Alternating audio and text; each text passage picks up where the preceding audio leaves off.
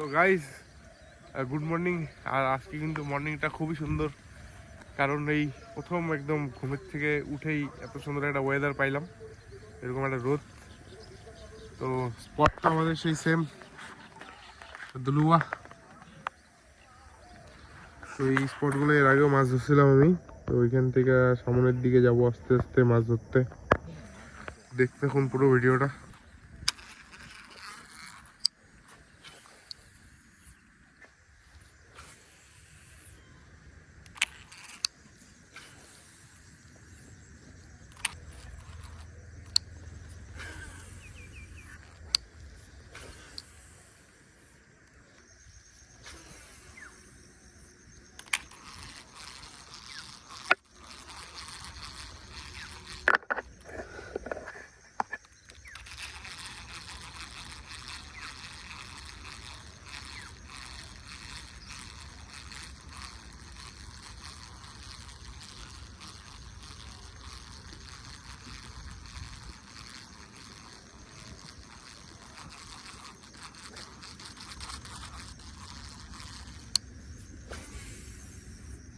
2000 years later.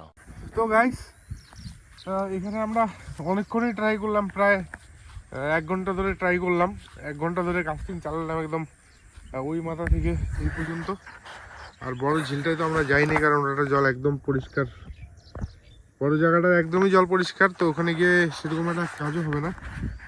আর হলো এই জায়গাগুলোতে কিন্তু মোটামুটি 15-20 দিন আগে প্রচুর শোল মাছ দেখছিলাম। তো এখান থেকে ধরছিলাম ওই এর আগে, যেদিনই আসছি 4টা-5টা এরকম ধরছি।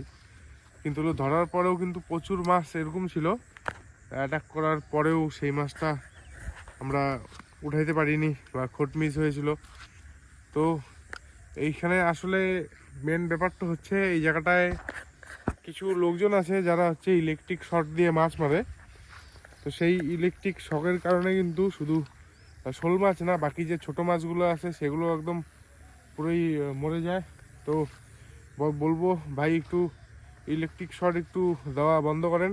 আর আমরাও মাছ মারি ছিপ দিয়ে, ইলেকট্রিক শক, বড় জাল এসব একটু অ্যাভয়েড করেন, এমনি বড়শি দিয়ে মাছ ধরেন। আর ছোট মাছ তো অবশ্যই ছেড়ে দিতে হবে। তো আমরা যা চলে যাচ্ছি নেক্সট কোনো স্পটে। তো এই স্পটে আমরা আর কোনো রকম মাছই পেলাম না, কারণ এখানে ইলেকট্রিক শক দেওয়া হয়েছে। আমাদের একজন বললো যে এখানে কয়েকদিন আগে ইলেকট্রিক শক দিয়ে সব মাছ মেরেছে। তো এই জায়গাটা আমরা ছেড়ে চলে যাব, অন্য জায়গায় যাচ্ছি।